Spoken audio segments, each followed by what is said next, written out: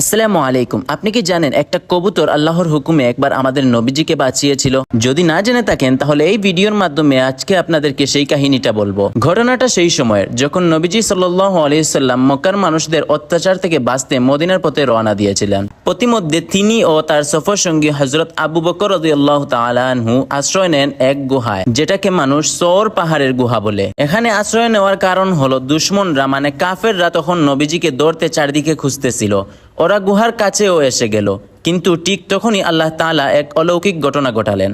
এখন আপনাদের মনে প্রশ্ন আসতে পারে, কি এমন অলৌকিক ঘটনা ঘটে গেল? তাহলে শুনুন। কাফেররা যখন গুহার একদম পাশে চলে আসছিল, ঠিক তখন আল্লাহ পাক রব্বুল আলামিন একটা মাকড়সা ও কবুতরকে পাঠালেন।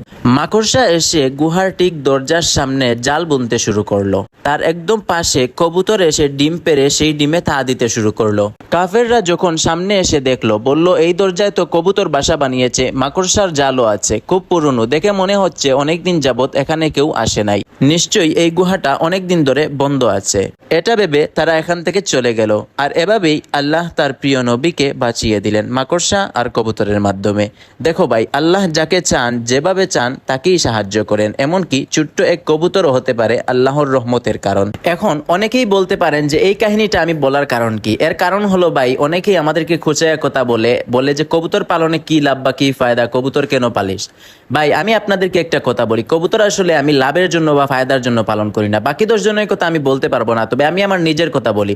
কবুতর আমি পালন করি, এর কারণ হলো কবুতর আমাদের নবী করিম সাল্লাল্লাহু আলাইহি ওয়াসাল্লামকে ভালোবেসেছে। এই ভালোবাসা থেকে আমিও কবুতর ভালোবাসি, যেহেতু কবুতর আমাদের নবীজিকে ভালোবেসেছিল। সবই ভালোবাসা। যাই হোক, আজকের ভিডিও এই পর্যন্তই। সবাই ভালো থাকবেন। আসসালামু আলাইকুম।